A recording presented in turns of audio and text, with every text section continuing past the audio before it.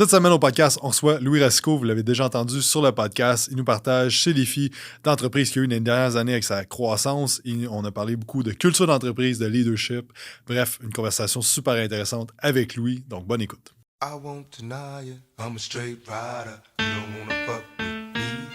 Got the police busting. Cette semaine au podcast, on est avec Louis Racicot, que vous avez déjà entendu sur le podcast. Il est membre de notre mastermind, mais Louis, il a blow up ses réseaux sociaux dans les dernières années. Il a bâti sa business. Il était, quand vous l'avez entendu la dernière fois sur le podcast, il était au cégep.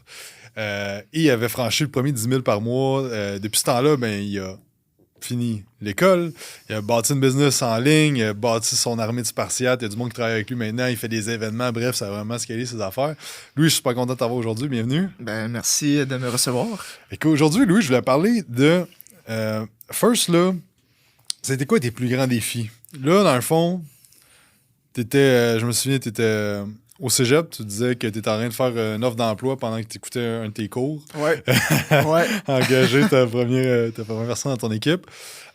C'était quoi tes plus grands défis? Tu sais, autant au niveau de la croissance rapide que tu as eu au niveau de la business, au niveau de ta popularité. Là, tu passes sur des gros podcasts, tu as passé à la télé. C'était quoi les défis puis comment tu vis tout ça? Là? Le principal défi, je trouve que c'est un peu... ça peut choquer plusieurs personnes, mais c'est pas les messages, par exemple, de hate ou l'espèce de pression que j'ai sur les réseaux sociaux. En fait, c'est quand ça va trop bien, dans un sens, je me sens invincible un peu trop. Là, je parle de mon ego quand je dis ça, parce que c'est quelque chose que je me rends compte que... Avant que je commence plus sérieusement ma business, entre autres en joignant le mastermind, je lisais beaucoup de livres à ce moment-là. Fait que j'étais pas dans l'action, j'étais plus dans l'apprentissage, une réflexion. Puis j'avais lu Ryan Holiday, justement, Ego is the Enemy. J'étais comme, wow, c'est tellement un bon livre, c'est important, ok. Mais j'avais aucun sens. C'est comme quand tu lis un livre, mais t'es pas dans l'action, c'est difficile de comprendre, vraiment. Charles Poliquin, il disait « Don't be a virgin sex therapist ». Yep. C'est un peu ça. Là. C'est exactement ça. Donc là, je trouve que un peu ce qui m'a freiné dans les derniers mois, mes principales difficultés, si on veut, mes freins, c'est surtout l'ego. Je trouve que je me mets énormément de pression, mais surtout que je me prends beaucoup au sérieux. Puis j'ai réalisé ça, entre autres, dans mes vacances dernièrement. Je me prends beaucoup au sérieux. Puis c'est important dans certains chapitres de nos vies, je crois. Il y a certains moments que, là, try hard. Là c'est le temps d'être sérieux. Là. Puis d'autres moments que... relax, respire, amuse-toi. Et ça, je le faisais moins. Et là, j'ai build up beaucoup de stress, j'ai build up beaucoup de finalement, j'étais pas bien à 100%, en fait, puis j'avais moins le spikes à ce moment-là, parce que, justement, j'avais trop de stress. Et c'est surtout ça qui m'a freiné, en fait, c'est que j'arrive pas à juste let go, puis me laisser aller. Puis là, j'ai 21 ans aujourd'hui. Pas juste aujourd'hui, mais cette année, ça tombe que c'est de même. Puis, c'est ça, je me mets énormément de pression, puis je me dis, apprends à... Il n'y a pas juste la business. Oui, il y a la business, mais il y a d'autres sphères aussi. Et j'ai comme trouvé une espèce d'équilibre, de balance, que lorsque je me repose avec mes amis, puis que je prends le temps de rire, de jouer de la musique, de m'amuser, je suis plus productif après, tu sais. Fait que c'est comme le Spartiate qui va à la guerre, il doit d'abord sabler son épée, il doit l'aiguiser avant d'être productif puis d'aller au combat. Puis moi, je faisais juste varger, puis mon épée, elle va plus couper à un moment donné. Donc, c'est de recharger mes batteries que j'ai appris dans les derniers mois qui m'a largement aidé. Puis ça a un lien aussi avec la vente, parce que ça joue avec l'empathie. Puis si j'ai build up trop de stress, trop de pression, je me prends trop au sérieux, ça joue, entre autres, non seulement dans ma vente, mais dans la rétention client, ça joue dans mes relations interpersonnelles, parce que je suis juste bête. Puis tes problèmes, je m'en fous, ça m'intéresse pas. Je suis juste plus du tout vert dans les types de personnalités. Je suis vraiment rouge, puis je m'en fous de tes émotions. Donc j'étais trop dans l'extrême, puis là, je me rends compte en reculant de tout ça, que j'avais besoin au final de juste prendre le temps de me reposer.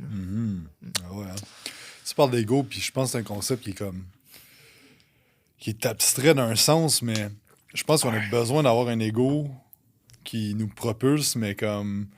Tu sais, puis je pense... C'est bon, tu dis de pas trop te prendre au sérieux, mais je pense que il y a pas trop se prendre au sérieux, ça veut pas dire de pas être professionnel, tu sais.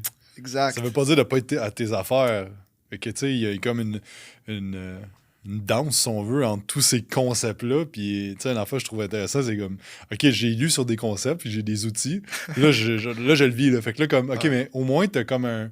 J'ai certaines affaires que j'ai déjà lues ou j'ai déjà appris, que là, je suis comme, OK, là, c'est... Je passe au test, là, tu sais, là. Absolument.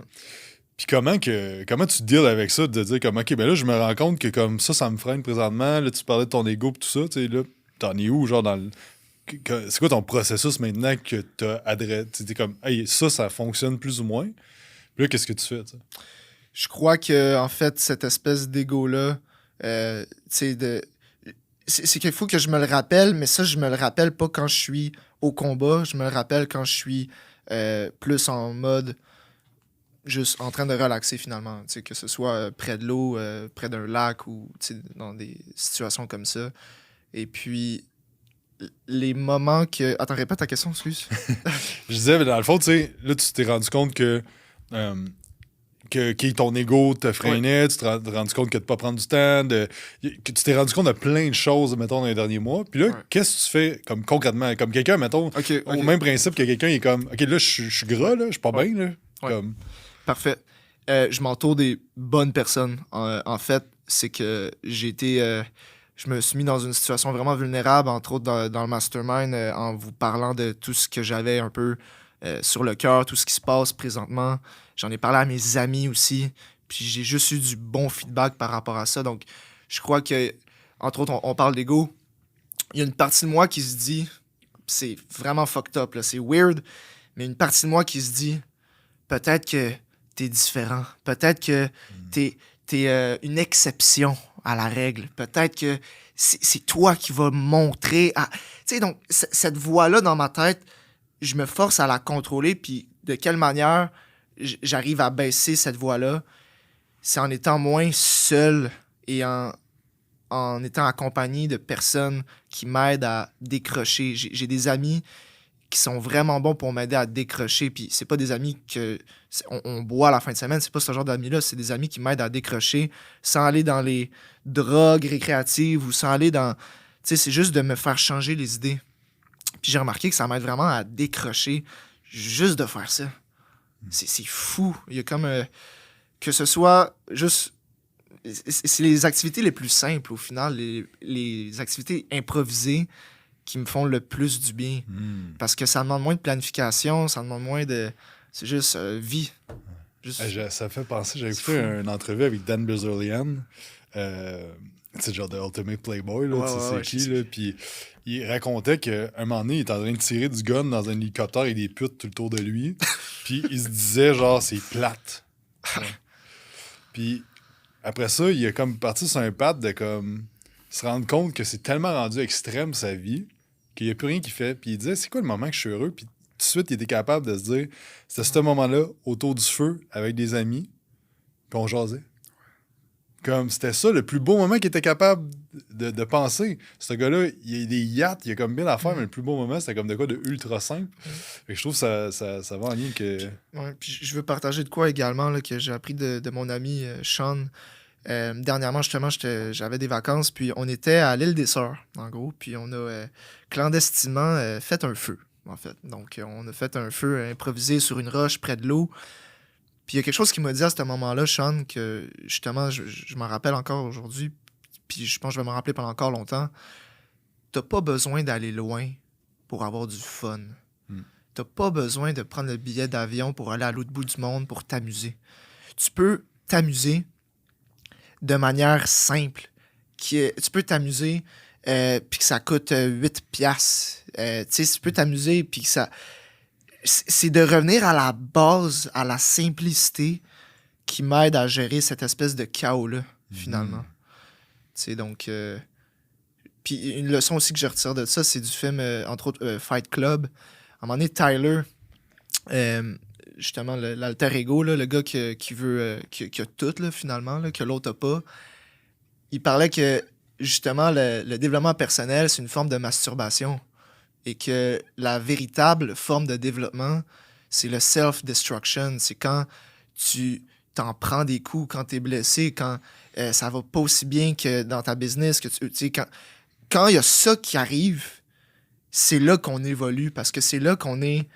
C'est là que le fer est chaud, puis c'est là que il peut prendre la forme que tu souhaites. Si tu es bien entouré, si tu as ton why, ton pourquoi, tu as tes objectifs qui sont clairement mis en place, ben je trouve que c'est une espèce de manière de gérer ce chaos-là, finalement. Ouais, c'est bon, ça.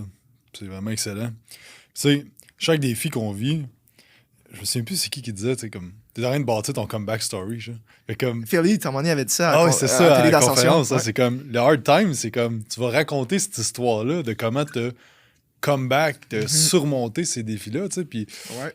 Puis cette semaine, j'écoutais un podcast de Monzi qui disait, tu sais, dit le matin, je m'imagine à 85 ans, en me rappelant le bon vieux temps, puis le bon vieux temps, c'est aujourd'hui, genre. Même si je trouve ça tough, même si, genre, il y a full de défis, c'est comme, à 85 ans, dans ma berceuse, mais comme, hey, tu te souviens-tu, la shot, que genre, j'avais perdu 8 employés, puis c'était chaos, puis Chris, on s'en est sorti, puis comme, mais quand t'es dedans... C'est comme, c'est là, puis comme tu dis, c'est là que t'es forgé, genre. Fait que comment tu vas réagir à ça? Les décisions que tu vas prendre, ton mindset à travers ça, c'est comme tout ça, t'es en train de forger qui tu deviens, tu sais. Absolument, puis il y a 2 choses là-dedans qu'on peut rajouter pour aider les personnes qui vivent, par exemple, du stress par rapport à tout ça, gérer une business. La première chose, c'est que dans la vie, t'as besoin d'avoir des contrastes, t'as besoin d'avoir de la polarité. Quand c'est stressant, quand c'est tough, quand il y a du noir, quand il y a de la noirceur, il y a de la lumière. Tu sais, c'est le yin, le yang, le noir, le blanc. Quand c'est tough, les moments que tu vas t'éclater puis tu vas avoir du fun, hein, ça va faire du bien. Pour vrai, ça va faire du bien.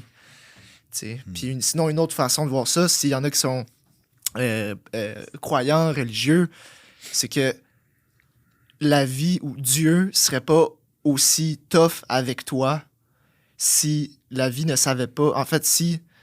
Je vais répéter ça parce que ça n'aura pas de sens. Dieu serait pas aussi difficile envers toi s'il savait pas qu'il y avait du potentiel au fond de toi. Donc, quand la vie devient tough, il y a une raison. Parce que la vie sait que tu as quelque chose au fond de toi à apporter à la société.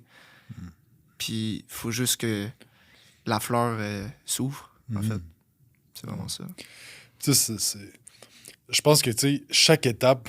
Tout le monde va vivre en business des défis, de l'apprentissage. C'est comme... Quand on passe ça, on n'a aucune crise d'idée ce qu'on fait. Puis tu sais, t'es dans le mastermind, mais comme il y a des affaires que des fois, que peut-être t'as entendu, puis t'es comme...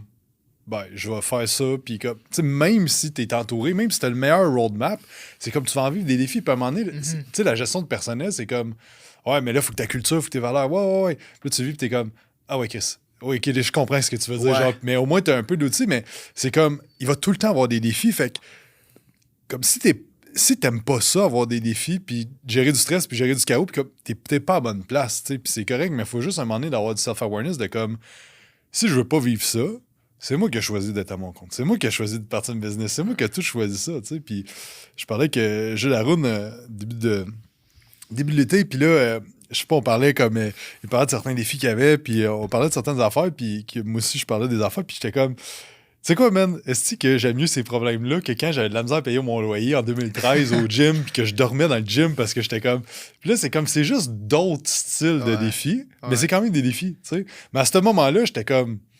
Je me souviens, OK, je dormais en haut sur la table à massage. Puis en dessous de la table à massage, il y a comme un genre de bout de bois avec un foam. Je sais pas à quoi ça sert, OK? Puis je pense que c'était genre la deuxième nuit, je dormais dans le gym. Puis là, j'étais comme un peu découragé parce que je dormais dans mon gym. Puis je faisais pas de crise de scène. Puis là, je me suis levé dans la nuit. Puis l'affaire, il a comme flippé. Puis il m'a tombé sur l'orteil en pleine nuit. Puis j'étais juste genre... Qu'est-ce que je calisse ici, genre? J'étais comme juste le petit affaire que comme il est 2h du matin, je me fais coller ça sur l'orteil, puis je suis comme, qu'est-ce que je fais, là? Fait que, mais tu sais, c'est comme... Ouais. Mais là, c'est que je parle de ça, puis je suis comme, tu sais, c'est comme... Je suis content d'avoir vécu ça. Good times! Ouais, mais c'est comme... Juste ça, ouais. Fait que chaque étape que comme... On vit de défis, c'est tout le temps genre good times quand tu regardes en arrière. C'est juste quand t'es dedans, t'es comme, OK, je suis dans l'orage, tu sais. Absolument. Okay. Sinon, quand il y a du monde qui sont stressés, sont angoissés, puis hey, il y a ça, tu fais juste dire le commentaire, c'est le fun tout ça quand même, mais sans être... C'est pas en étant sarcastique Non. nécessairement, mais c'est juste... les gens te regardent puis ben ils peuvent pas dire non, c'est pas le fun, c'est parce que c'est eux qui ont choisi d'être là au final. Donc c'est juste de relativiser puis hey, c'est le fun ce chaos là finalement. Ouais. Sinon tu Exact. ferais quoi? Exact. Tu chialerais parce que t'aimes pas ta job. Fait que... Ouais, tu choisis tes problèmes Ultimement, finalement. c'est ça. Puis, Les problèmes à régler. tu sais, le seul monde qui n'a pas de problème, c'est ceux qui sont enterrés, là, tu sais, ceux qui sont morts. Là, tu sais, rendu là, t'en as plus de problème. Mais Ouais, comme... c'est ça. Fait que, Ouais. Puis, Ouais. j'aime ça comment t'apportes ça. Puis, je pense que comme on parlait avant de rentrer, c'est pas tant la croissance qui est difficile, c'est la gestion de croissance, tu sais. Puis, ça a été quoi? Parce que comme t'as passé de 6 clients, puis là, dans le fond, t'as eu des mois, tu faisais 25-30 000 par mois de revenus. Tu sais, comme en 2 ans, là, tu sais, comment t'as géré cette croissance-là? Genre, qu'est-ce qui t'a aidé? Tu sais, comment t'as vécu ça un peu, là, cette forte croissance-là? C'est une croissance qui a, entre autres, augmenté en flèche quand mes vidéos étaient virales. En fait, là, à la fin de l'été 2022, automne 2022, c'était vraiment une période que ça... Je veux dire, c'était incroyable là, ce qui se passait. Là. C'était fou. Puis, j'ai réussi à avoir la visibilité à ce moment-là. Sauf que là, présentement, mon enjeu, c'est gagner plus de crédibilité. Pas plus de eyeballs, mais plus de crédibilité. Parce que, oui, j'ai beau avoir des commentaires que, il sait pas ce qu'il dit, il sait pas ce qu'il fait, whatever. Tu sais, il y en aura tout le temps, puis c'est pas ça le problème. Sauf qu'il y a un pourcentage de ces commentaires-là que je me dis qu'est-ce que je peux actually faire pour améliorer ce que je fais déjà, tu sais. Donc, je te dirais que c'est pour gérer la croissance, écoute, je suis pas un expert dans le sens que la vie me donne un problème puis j'essaie le mieux possible de régler ça puis trouver une solution. Donc quand par exemple il y a des problèmes c'est même pas des problèmes, c'est juste je pense que c'est le mot problème, on faut pas attribuer ça, c'est pas un C'est problème, un défi. c'est un défi, c'est ça, tu sais. Donc par exemple mon adjoint qui s'en va, par exemple un caméraman qui s'en va puis doit se faire remplacer. Par exemple, ça c'est OK, ben on va trouver quelqu'un, puis qu'est-ce qu'on doit faire? Tu sais, par exemple, il y a une situation, il y a un défi. OK, voici la situation, c'est ça le défi. OK, c'est quoi l'action? C'est quoi... OK, c'est nice, on se dit ça, on se partage ça pendant le meeting. Hey, il y a ça qui marche pas. OK, par exemple, comme je t'ai dit avant le podcast, avant de commencer, c'est le pourcentage de no-show. Il était environ à 60%, ce qui est très élevé. De nos shows, dans le fond, dans les appels à vente. Exactement. Mon Donc, e-book, mais il se pointe pas. Exactement. Donc, par exemple, on cédule 10 appels dans la semaine, ben, il y en a 4 qui se présentent. Donc, ça porte quand même un problème. Donc là, dans le meeting, on s'en parle. Hey, le no-show, ça ressemble à ça. OK. Donc là, j'ai appris, à la place de dire, OK, qu'est-ce que moi je peux faire pour régler ça? OK, je comprends. Puis qu'est-ce que vous pensez qu'on devrait faire avec ça? Donc, je leur donne un peu plus la responsabilité de quand il y a un problème, un défi, voici ce qui se passe. C'est quoi le thought process derrière ça? Parce que moi, si je suis en vacances, en train de faire un feu, whatever, à l'aide des sœurs, ben, je veux que ça soit facile de passer à l'action. Donc, d'avoir un système, tu sais, on a des systèmes, on a des procédures mises en place de qu'est-ce qui se passe quand il y a ça, qu'est-ce qui se passe quand il y a ça, mais je crois que d'avoir un système de thought process, littéralement, de quelle réflexion, quel genre de questions on doit se poser pour avoir tel genre de résultat. Puis ça, je suis vraiment reconnaissant pour le mastermind, entre autres, par rapport à ça, parce que vous posez les questions pertinentes qui nous permettent de faire un breakthrough puis de réaliser que, au final, tu sais, c'était-tu vraiment ça le défi ou c'était quelque chose d'autre? Il était juste camouflé. Ou si c'était vraiment ça le défi, OK, qu'est-ce que tu peux faire? Donc, pour gérer le mieux possible la croissance, c'est entre autres de se poser les questions du style, mettons, demander à mon équipe, qu'est-ce que vous pouvez faire? Qu'est-ce qu'on peut faire? Parfait, mettons, on a un défi qu'on veut mettre en place ou n'importe quoi. OK, qui veut s'occuper du projet? Qui aimerait s'en occuper? Qui veut avoir, tu sais... Puis je me rends compte qu'en faisant ça, les membres de mon équipe, en fait, sont beaucoup plus impliqués. Ils ont beaucoup plus la mission à cœur. Et ça crée pas mal plus... Tu sais, c'est pas le salaire, l'opportunité, c'est la mission. Tu sais, donc, la mission, tu dois la vendre à tes clients, à ton équipe, à tout le monde. Donc, je trouve que c'est ça qui m'aide et qui nous aide, en fait, à gérer la croissance. C'est de se déléguer mieux les tâches. Puis déléguer, c'est pas aussi simple que ça en a l'air, du style t'as besoin d'un adjoint? Engage quelqu'un. Fais un pause dans ta story, puis that's it. Oui, un Non. pause, c'est fait. Donc, je réalise que de déléguer, c'est un skill précis, c'est une habilité que ça prend du temps à développer, autant que pour faire des vidéos, autant que... Mais c'est pire parce que hier, je parlais avec Marie-Josée, qui est une cliente avec Quantum depuis 7 ans. Elle est DG d'une maison de thérapie, puis elle gère des humains depuis comme, je sais pas, entre 10 et 20 ans là, qu'elle gère les humains. Puis elle est comme, c'est mon plus grand défi encore, aujourd'hui. Genre, ça fait des années qu'elle fait ça, genre. L'humain, c'est la créature la plus complexe. Puis là, on pense que comme, on va mettre du monde en place, ça va faire tout ça, moi, on va pouvoir... Non, man, c'est un des skills les plus difficiles à maîtriser. Puis quand tu penses que tu le maîtrises, tu le maîtrises pas. Ça t'en vient d'en face. Ouais. C'est vraiment ça. Puis je trouve que de développer des opportunités pour les membres de mon équipe, développer le développement de... Pas juste l'acquisition de talent, mais le développement de talent, qui est très important. De what's in it for him, dans le sens que c'est pas juste moi qui est gagnant, c'est pas les clients qui sont gagnants, mais c'est eux, tout le monde est gagnant. Et puis, c'est ça que je trouve inspirant, entre autres dans les regroupements spartiates qu'on fait. Ce qui m'inspire le plus, c'est pas la mission ou c'est pas, par exemple, l'argent, combien de clients. C'est de voir ces gars-là qui inspirent les autres. Moi, c'est ça que j'ai remarqué que, wow, ça vient me rentrer dedans, là.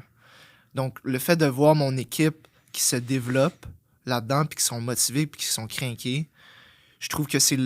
Puis d'avoir le bon thought process derrière ça, de se poser les bonnes questions, de savoir qui est imputable de quoi, je trouve que c'est ça qui permet de gérer la croissance, puis je crois que c'est le meilleur truc que quelqu'un peut appliquer, c'est ça, selon moi. Selon mon expérience. D'avoir une mission claire, puis d'utiliser le monde, tu sais, pas d'utiliser, mais comme de demander de l'aide, puis d'être comme, autant au niveau de ton staff, puis ça, c'est ultra puissant ce que tu viens de dire là. Puis je pense que comme chaque étape, c'est tout le temps la même affaire. Puis je trouve que tu parlais d'ego tantôt. Je pense que ça, c'est un signe que tu as travaillé là-dessus, de dire comme qu'est-ce qu'on fait plutôt que comme qu'est-ce que je fais. Qu'est-ce que je fais. Ouais. Puis ça demande beaucoup d'humilité. Puis des fois, je parle avec du monde qui sont 20 ans en business, puis comme ils ont zéro cette humilité-là. Fait que. Je te lève mon chapeau. C'est ça, Louis, parce que je pense que c'est la meilleure façon d'empower le monde aussi, de bâtir des leaders, puis comme, le stress que ça t'enlève aussi, de te dire comme on peut y aller ensemble, genre. Absolument, absolument. C'est comme le stress se répartit, si on veut, puis c'est beaucoup plus soutenable. Puis je veux dire, de déléguer, tu peux pas déléguer. C'est ça que j'ai appris, c'est que quand tu délègues, mettons, t'engages un nouveau coach. OK, mettons, t'engages ton premier coach. Ben, il arrive une situation, tu es dans un meeting avec, puis il dit telle affaire, il y a ça à travailler, il y a ça à travailler, il y a ça à travailler. Moi, mon réflexe avant, c'était OK, ben après le meeting, je vais faire ça, je vais faire ça, je vais faire ça. Puis pendant plusieurs mois, je faisais ça, puis je m'en rendais pas compte. Puis là, dans le mastermind, mais délègue. Ouais, mais je suis pas encore bon à bien déléguer. Tu sais, fait que je crois qu'avant de déléguer plusieurs responsabilités, sois bon à déléguer à une personne. C'est encore une fois la loi du focus, finalement. C'est que tu focuses à qu'est-ce que je peux me répartir, qu'est-ce que je peux... Puis la personne va être encore plus heureuse puis épanouie en faisant ça. Là. Ouais. C'est bien mieux d'avoir une personne ultra performante avec toi que 6. Puis, j'ai raconté la mastermind, mais à un moment donné, on était 15 dans l'équipe. Puis à ce temps, on est 10. Puis... mais on fait plus de chiffre d'affaires, plus de profit, mais tout le monde est plus efficace, puis tout le monde est plus épanoui, tout le monde est plus aligné. Puis à un moment donné, j'étais comme parti, tu parlais d'ego tantôt, j'étais comme la plus grosse équipe de coach. Puis là, genre, comme, ça avait l'air big parce qu'on était beaucoup, mais comme, c'était chaotique, puis comme, il n'y a rien qui était efficace. Fait que t'es tout de même d'avoir une seule personne, un peu comme Sarah dans le mastermind, comme, elle a une super adjointe, puis comme, fuck, les deux, genre, ils travaillent fort, mais ils sont super organisés, puis comme, sont deux, puis ils font des très bons mois, super profitables, tout ça, tu sais. Exactement.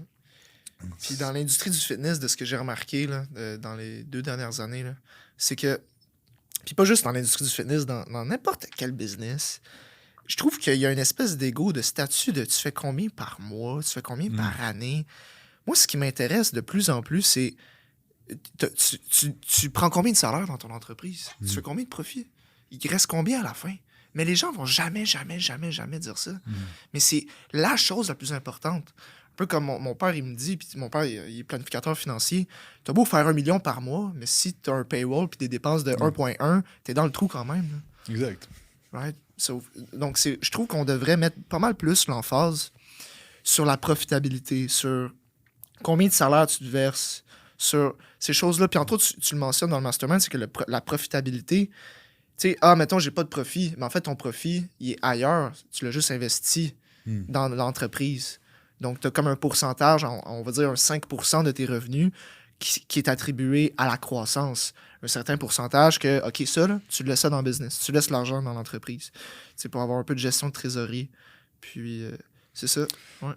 Mais je pense que tu sais, le monde, je fais partie quand même du problème, mais tu sais, je parle souvent de revenus mensuels parce que je sais que c'est ça que le monde y vise, genre. Oui, aussi. Fait que, tu sais, j'en parle de ça, mais c'est juste Les un deux. milestone, genre. Pis c'est juste que.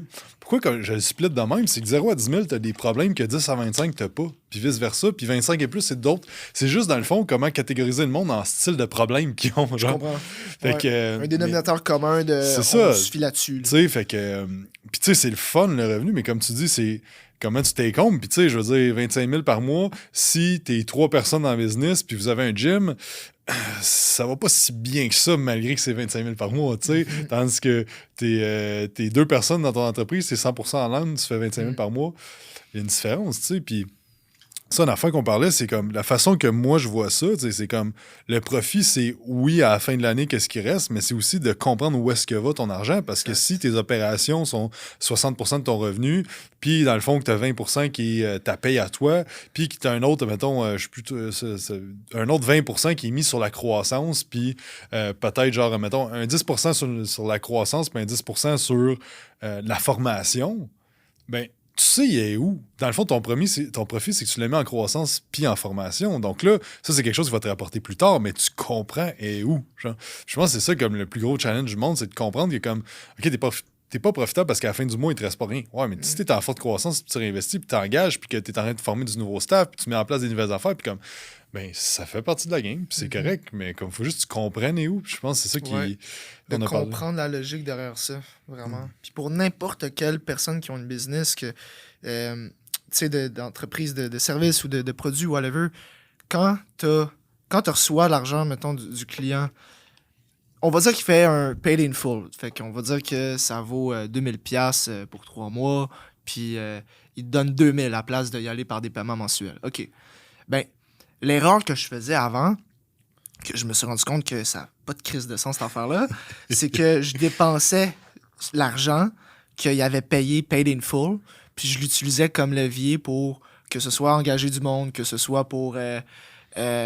écoute, n'importe quoi, mais c'était pas bien réfléchi. Donc, je trouve qu'il y a des problèmes, encore une fois, comme tu mentionnes, c'est que à certains paliers de ta business, il arrive certains défis. Et j'ai passé à travers le défi, puis là, j'ai appris ça dans les derniers mois, c'est que mon argent, t'as beau closer, t'as beau être à fond dans l'acquisition client, qu'est-ce que tu fais avec? Où est-ce que tu la places? Puis d'être vraiment plus structuré par rapport à ça. Vraiment. Là. Puis pas placé en bourse, c'est comme placé dans ta business. Ouais, exact. Ouais. Sinon, une autre chose que je me mine présentement, là, quelque chose que je veux mettre plus d'attention, là, que je suis en train de faire, c'est que je suis quelqu'un qui adore le système d'acquisition client. Donc, le marketing, la vente, j'adore ça. Sauf que je veux une meilleure rétention. Je veux plus de références. Donc, je suis en train de faire le focus vers mon offre tout court et non sur l'acquisition, juste sur l'offre. Un peu comme Hormozy, il dit. Tu sais, puis t'as beau essayer, t'as beau prendre, mettons, une semaine à concevoir une offre puis essayer de la vendre toute ta vie, mais ça va juste être tough, il y aura toujours le trou dans le bain, versus tu prends plusieurs semaines où est-ce que tu bâtis une offre incroyablement efficace, ben ça va se vendre tout seul. Ça va se vendre par elle. L'offre va se vendre par elle-même, en fait. Donc, 100%. c'est ça aussi mon focus. J'étais trop dans le marketing, avoir des nouveaux. Focus sur le monde, focus sur l'offre. À quel point il y a de la valeur dans ce que tu fais. Fait que, À quel point que le monde reste, le monde réfère, le monde sont contents d'être là, le monde renouvelle. Puis, tu sais, je pense que aussi, des fois, je vais parler pour moi, mais moi, j'avais tendance à rajouter beaucoup d'affaires, mais des fois, il faut en enlever. Parce que là, c'est too much, le monde se sent overwhelmed. Fait qu'il y a comme une genre de balance à comme mettre de quoi en place, prendre du feedback, ajuster, essayer des affaires. Tu sais, comme dans Mastermind, on est un peu là-dedans, là, comme OK, on a assez de quoi, là, il y a des problèmes qui émergent de ça. Tu sais, mais comme de prendre du temps, de passer du temps là-dessus, c'est autant, sinon plus important que l'acquisition. Tu sais. Puis, tu sais, petite anecdote là-dessus que. C'est quoi qui est arrivé au printemps, nous autres, puis j'étais super content d'un peu comment ça a tourné parce que, dans le fond, chez Quantum, on lance des défis, une fois de temps en temps, des défis prise de masse 30 jours, puis c'est un système d'acquisition qui marche. Tu sais, la première fois que je l'ai fait, c'est en 2017, puis on l'a juste peaufiné, puis comme, toutes les fois que, genre, on a besoin de lead one-shot ou il arrive de quoi. C'est un défi gratuit, là. Un lead magnet. C'est 47$, ou genre, on a essayé différents price points, je pense que c'est 97, celui-là qu'on a essayé, ou 47, bref, je me souviens plus. Mais, puis d'habitude, moi, je sais exactement, dans le fond, comme on fait de la publicité payante, je sais combien ça coûte, puis dans le fond, moi, je break even au début. Fait que c'est 47$, fait que je sais que ma stratégie, quand je mets tant de ads, je break even, puis on convertit à peu près 20% du monde. Fait que je suis capable de faire des calculs de comme combien on va mettre de ads, puis combien ils rapportent au bout de ça. Fait que là, dans le fond, janvier-mars, je me suis. Puis, là, dans le fond, l'équipe de vente est comme, hey, on n'a plus de lead, il se passe de. Fait que bref, on est comme, OK, l'affaire que je suis certain qu'il marche, c'est ça. Fait que, let's go, on passe ça. Puis là, pour donner des chiffres, 15 000 $ de budget en ads pendant un mois. Fait que là, je suis comme 15 000, on va faire tant. Il va rentrer tant de personnes à peu près.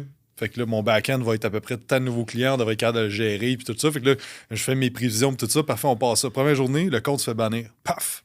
Hein? Mais là, le compte Facebook se fait bannir. Fait que là, les ads marchent pas. Fait que là, notre stratégie, là, je suis comme, OK, là, on va sur l'organique en attendant que notre ancienne agence fasse les démarches pour comme débloquer le compte, mais là, ça ne débloque pas. Genre. Fait que là, on met de la force sur les réseaux sociaux, mais ce qui nous a sauvés, là, c'est nos clients. Parce que là, on a fait, hey, on a un défi, ça vous tente-tu de nous aider? Puis là, dans le fond, on a rentré une centaine de personnes en faisant un petit concours parmi les clients, genre la personne qui réfère le plus va gagner telle affaire. Fait que là, nos clients nous ont aidés. Puis on a rentré une centaine de personnes dans le défi avec nos réseaux sociaux, les emails, puis tout ça, mais 100% organique, tu sais. Là, j'étais comme, wow, une crise de chance que comme nos clients sont attachés au brand, puis qu'ils ont notre mission à cœur, puis qu'ils ont des bons résultats, puis qu'ils aiment le service, parce que sinon, genre, ben, ça aurait été un flop. Ça aurait pas été si grave, mais comme, on dirait, j'ai vu la puissance de comme, hey, tes clients, là, c'est comme l'affaire la numéro 1, faut que tu focuses. Puis des fois, on se perd dans comme les stratégies à gauche, à droite, puis les affaires, mais comme prends soin de ton monde, puis on va prendre soin de ta business, tu sais. Absolument. C'est les plus grands ambassadeurs. C'est eux que t'aides, c'est eux qui ont eu le plus de valeur de toi. C'est ce système-là qui vraiment. Fait que c'est pour ça que c'est de plus en plus attrayant, je trouve. C'est de quoi vraiment qu'on sous-estime, en fait. Puis je crois que c'est entre autres pour ça dans les prochains mois, là, on focus là-dessus, là, notre Big Rock pour les 12 prochaines semaines. Entre autres par rapport à ça. Là. Donc mettre plus de vie, finalement, plus d'aventure, plus d'excitation dans notre programme, finalement. Là. Je trouve que une de tes forces, Louis, c'est que t'es un éponge. Puis je trouve que comme. Tu sais, aussitôt qu'il arrive quelque chose, c'est comme que j'apprends de ça, puis genre tu pivotes super vite, puis je pense que c'est quelque chose que le monde peut apprendre de toi, peut-être qu'ils ne voient pas, mais moi je vais à travers le mastermind, c'est comme aussitôt qu'il y a quelque chose, c'est comme OK, je vais me pivoter, je vais apprendre, je vais changer, puis good job pour ça, je vais te dire, là, parce que c'est c'est John Maxwell, si vous ne connaissez pas John Maxwell, c'est comme le grand-père du leadership, là. Parenthèse, là, il y a quoi, 70 ans, John Maxwell, puis ça a été je l'ai vu au 10X Worldcon. Il y avait 30 000 personnes à Miami dans un stade. Puis c'est la personne de public speaking là, qui a fait une conférence. J'en ai vu quand même pas mal. Là. J'ai jamais été captivé autant de ce qu'il disait. Puis il prenait des pauses. Là. Puis c'est sûr que c'était des pauses de 5-10 secondes. Puis on était un stade, 30 000 personnes. Il n'y avait pas un son. C'était puissant, là, comment il commandait la foule. Là. Puis... mais il dit un des plus gros traits d'un bon leader, c'est d'être agile. Genre. Parce que si t'es comme, aussitôt que tu te fais taper dans la face, t'es comme, t'es figé, puis là, tu bugs, puis là, t'es comme, par où je vais, puis je sais plus trop. Comme, faut que tu sois agile, faut qu'aussitôt qu'il arrive de quoi, tu sois comme, OK, mais là, tombe en mode solution. Qu'est-ce que je peux faire? Qu'est-ce que je peux améliorer, puis tout ça. Puis que je pense que c'est quelque chose que tu fais bien, fait que, good job pour ça. J'ai une question pour toi. Ouais. Est-ce que tu penses que, mettons, à la place d'un leader, qui gère une équipe, est-ce que tu crois que c'est une bonne chose qu'il soit vulnérable à son équipe ou qu'il reste de rush et qu'il dise voici ce qu'on fait, ça, parce qu'il inspire plus respect inébranlable? Puis comment tu vois ça? Ouais, c'est une bonne question. Dans le fond, je vais te donner ma perception à moi, mais je pense que c'est important d'être connecté avec qui que t'es comme personne. Mais je pense que c'est parce que si t'es tout le temps en mode genre j'ai besoin d'aide, le monde va zéro te faire confiance. C'est comme pourquoi je te suis, là? C'est tout le temps toi qui as besoin d'aide, tu sais. Par contre, si ça arrive pas souvent, puis t'es comme là présentement, ça va pas. Pour telle et telle raison, voici mon plan de match, puis genre j'ai besoin que vous m'aidiez là-dessus. Genre. Mais l'affaire, c'est que t'es capable de faire ça, puis on parlait dans ta conférence des 5 niveaux de leadership. Quand t'es haut avec tes niveaux de leadership, tu peux le faire. Tu peux te dire comme... Parce que t'es pas un leader positionnel. T'es pas juste un manager qui est comme... T'es tout le temps en train de dire au monde quoi faire, puis comme t'es super un tyran, puis là, t'es comme... Du jour au lendemain, t'es comme hey, j'ai besoin d'aide, aidez-moi, je file pas. Genre. Là, le monde va être comme fuck off, man. Je comprends. Tu sais, si t'as buildé up tes relations, si t'as buildé up ton leadership, parce que le leadership, là, c'est pas compliqué. Là. Tu te dis que tu vas faire quelque chose, tu le fais. Rinse and repeat. Right? C'est de même que tu bâtis le leadership. C'est juste de la confiance que le monde a en toi. Ah, ben j'ai tel grand rêve que je veux qu'on réalise, j'ai tel objectif qu'on va faire dans les prochaines années, j'ai ci, j'ai ça. Mais si t'es juste en train de le dire, là, tu sais, il y a de peindre la vision, mais il y a de réaliser la vision day-to-day, tu sais. Puis je pense que c'est là, des fois, le monde, ils entendent, OK, il faut parler de la vision à nos employés, au monde de ton équipe ou des employés, mais comme, est-ce que ça avance? Genre réellement vers cette vision-là, où ça fait 3, 4, 6 mois que tu parles de la vision, de la mission, puis comme il n'y a rien qui bouge, tu sais. Là, tu bâtis de... Moi, quand je dis quelque chose, I get shit done. Fait que là, quand tu arrives, puis tu as fait ça pendant 1 an, 2 ans, puis là, qu'il y a des moments de vulnérabilité où est-ce que tu es comme, ça va pas, je pense qu'il y a des moments, puis, tu sais, je l'ai déjà fait, comme là, j'ai besoin d'aide, là, tu sais, aidez-moi, puis comme surtout avec le leadership team, sauf que je pense qu'il y a une affaire, ça me fait penser à la pandémie, quand que les gens sont déjà incertains de la situation, je pense que c'est vraiment pas le moment de dire ça. OK? Je pense qu'il est arrivé à la pandémie, je pense que si tu as un rôle de leadership, tu es comme, là, je file pas, je suis stressé, aidez-moi, mais le monde sont comme, moi aussi. Mais moi aussi, genre, comme tout le monde est stressé puis file pas, puis c'est super. Quand il y a je pense qu'il y a une situation économique, une situation qui a beaucoup, beaucoup d'incertitudes, je pense que c'est pas le temps d'être vulnérable à ce moment-là, tu sais, parce que là, c'est comme, là, tu vas tuer ton leadership par rapport aux décisions, tu sais. Mais je brainstorm en même temps en parlant avec toi, parce que j'ai jamais réfléchi à ça, mais c'est des bons points quand même. Ouais, je pense qu'il y a comme un équilibre à avoir de dire comme il y a des moments clés où est-ce que je peux me permettre d'être vulnérable et de demander de l'aide à des personnes ressources dans l'entreprise. Puis je pense que si il y a toujours une question d'intention parce que si t'es comme je panique, je sais pas par où aller puis je sais pas quoi faire, le monde sont comme parce que si t'es comme voici comment je me sens, j'ai besoin d'aide, mais voici le plan de match. Comme, est-ce qu'on peut work ça en équipe ou genre gars, je vais prendre des vacances, je sens que j'ai vraiment besoin d'un pas de recul. Est-ce que vous êtes bon pour tenir le fort pendant ce temps-là? Voici le plan de match, oui. Je pense que ce style de vulnérabilité-là, c'est parce qu'il y a une différence entre être vulnérable puis dire que ça va pas bien puis paniquer. Puis il y a comme, tu sais, un genre de... La ligne est mince, je trouve, entre ces deux concepts-là. Mais sais-tu quoi? Moi, je vois ça peut-être comme une espèce de carte de points que là, à ton leadership, habituellement, il est fort. Donc, plus 10, plus 10, plus 10, whatever.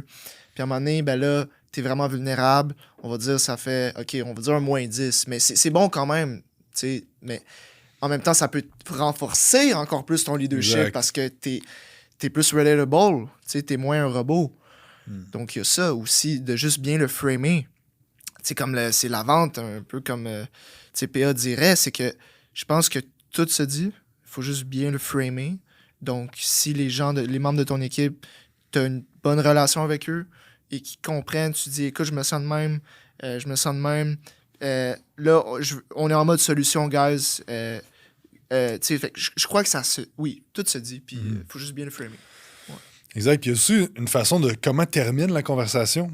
Parce que si ça termine que tu sens juste que le boss, il met les têtes puis il est stressé, c'est différent de comme, OK, j'ai compris, mais je sais exactement, moi, c'est quoi mon rôle cette semaine, puis comme, on va dans la même direction. Puis, tu sais, ça apporte de la culture d'entreprise, de comme à quel point que, comme, la culture est forte, tu sais, parce que si tu te crises bien de ton boss, il va t'avoir dit ça dans un meeting, t'es comme, ben, moi, je n'ai rien à battre, je ramasse mon chèque à la fin de la semaine, puis si c'est pas cette compagnie-là, ça va être un autre. Puis, tu sais, fait qu'il y a comme un gros travail en amont pour te permettre un certain taux de vulnérabilité, puis je pense qu'il y a des choses que c'est pas nécessaire de dire non plus, puis il y a des affaires que t'as pas besoin d'être vulnérable avec ton team. Il y a des fois, peut-être des personnes clés dans ton entreprise, tu peux être plus vulnérable. Il y a peut-être juste, t'as besoin de raconter certaines affaires à du monde qui sont pas dans le business. Des fois, c'est juste de parler, tu sais. Exact, Ouais. exact. Tu sais, c'est pas parce que tu sens le besoin d'être vulnérable, t'as besoin de le faire avec ton équipe nécessairement, tu sais. Ouais, c'est ça. Exact. De savoir surtout qui est en jeu, par exemple, hey, on a ce mois-ci, ça prend vraiment de nouveaux clients, on a vraiment besoin, puis là, t'es stressé, blablabla. Ok, mais peut-être ça vaut pas la peine de parler à toute ton équipe de ça. Parle juste à ceux qui sont responsables, tu sais, ton équipe de vente, parle à ceux qui sont responsables de ça. C'est quoi qu'ils vont faire pour sortir de ça. Les coachs, rétention, les on-point ce mois-ci, tu sais, donc...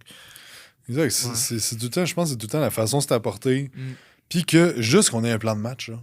Puis plus que tu bâti de confiance avec le monde, que tu es capable de get shit done quand tu dis quelque chose, puis qu'il y a des problèmes, puis on règle la solution, puis tout ça, puis que après ça, c'est qu'à un moment donné, tu es capable d'amener un problème, d'amener comme, regarde, j'ai besoin de votre aide, guys. Puis toi, dans le fond, là, ton rôle, là, c'est quoi? Toi, ton rôle, c'est quoi? Puis comme, justement, rétention. Là, genre, les clients, là, comme, faut vraiment être sharp avec eux autres, la vente. Fait que, tu sais, de dispatcher comme ça, mais c'est comme, j'écoutais de quoi hier, sa culture d'entreprise, puis il disait genre, tu sais, c'est comme avoir des enfants dans la culture d'entreprise, puis si ton enfant à 15 ans, il t'envoie chier, c'est pas là qu'il faut que tu fasses de quoi. C'est là 10 ans que tu avais à travailler sur comme toutes ces affaires-là qui ont mené à là la réaction. C'est un peu ça la culture, c'est comme si là, t'es pas capable d'avoir des bonnes discussions puis que le monde sont pas engagés puis que, ben, tu sais, ton leadership, il s'est travaillé dans les 2 dernières années ou dans les 5 dernières années ou dans les 10 dernières années, fait comme... Tu sais, moi, je sais fortement, puis j'en ai reparlé récemment avec certaines personnes, mais pendant la COVID, il y a certains moves que j'ai faits qui m'ont fait gagner beaucoup de points de leadership que encore ça suit. Tu sais, Matt, il était là, puis il venait juste de rentrer, puis il dit comment tu as réagi.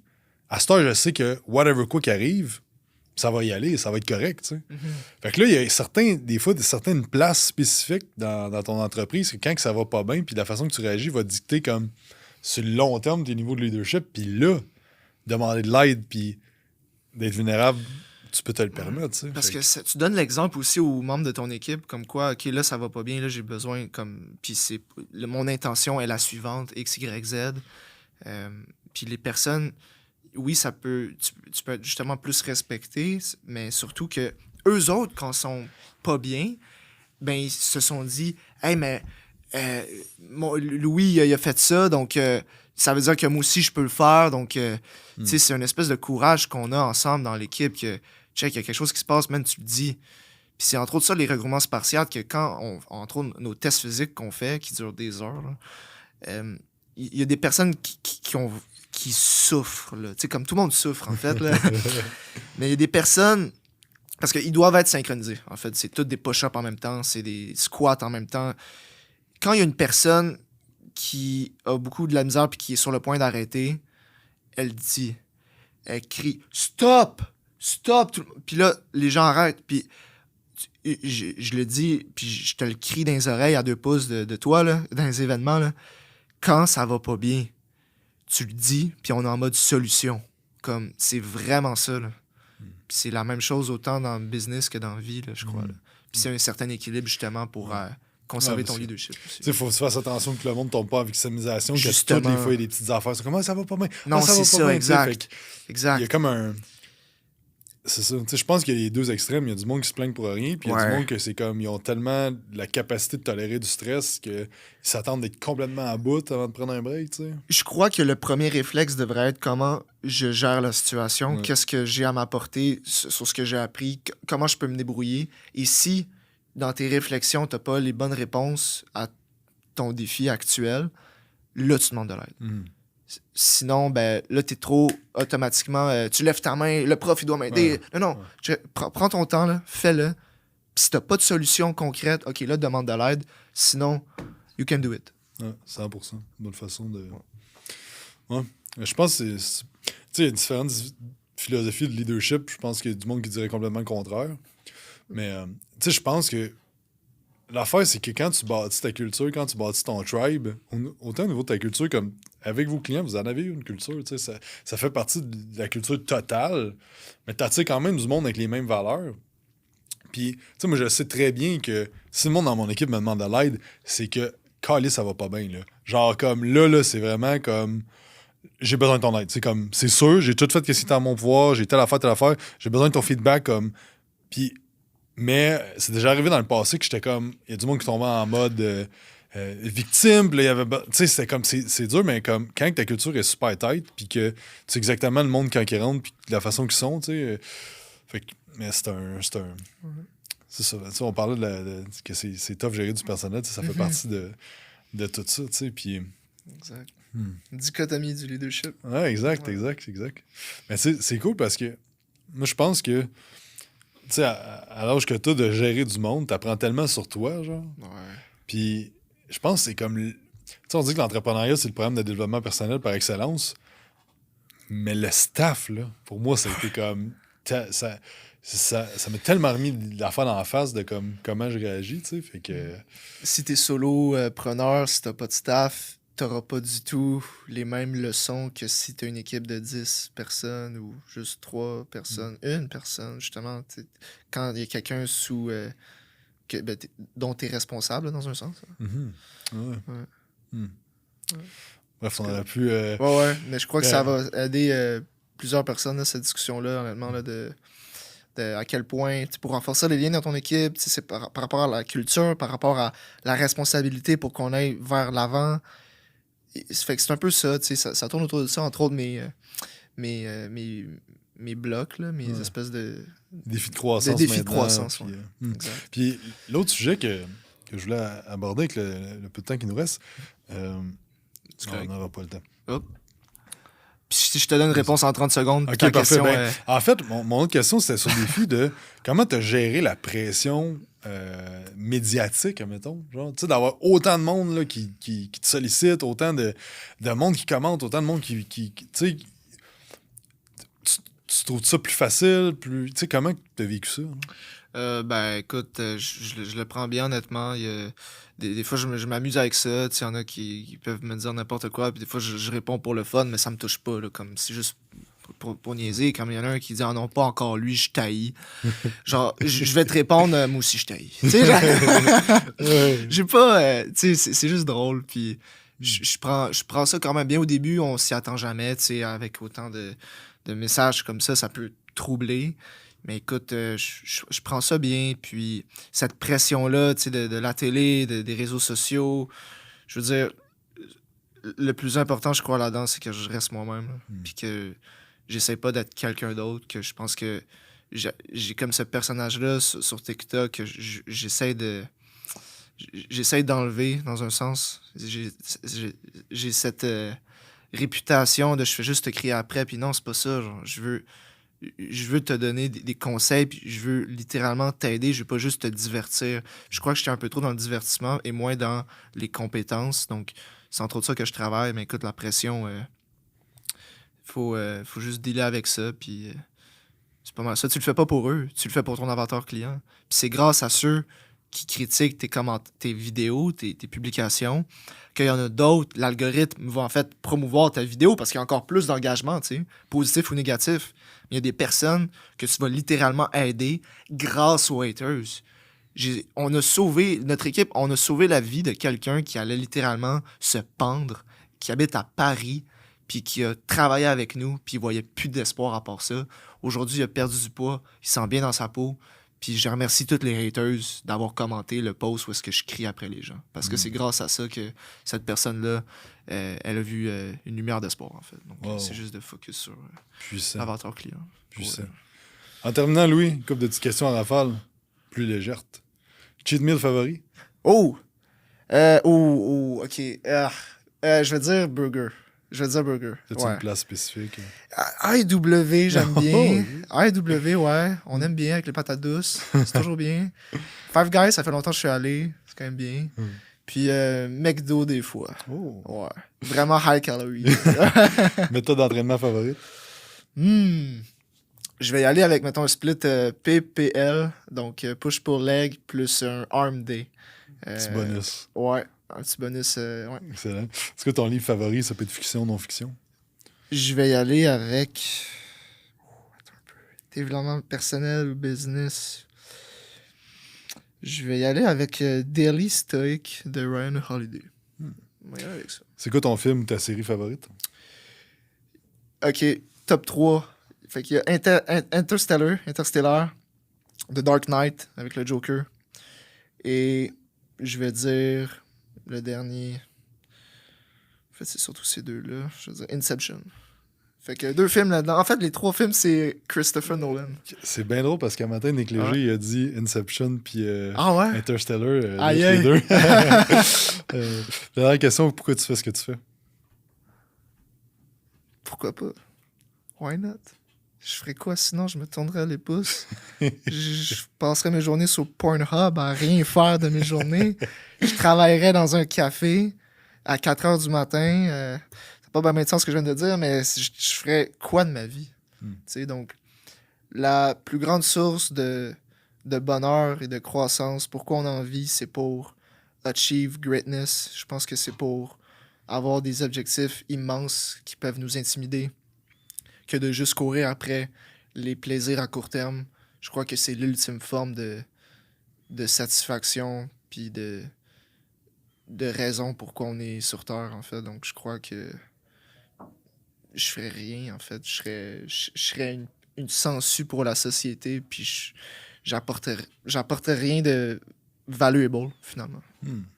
Ouais. Merci Louis pour ton passage. Merci Merci à tous d'avoir écouté. J'espère que vous avez apprécié. N'oubliez pas de faire un 5 étoiles sur iTunes, vous abonner sur la chaîne YouTube, puis on se parle dans un prochain podcast. Bye!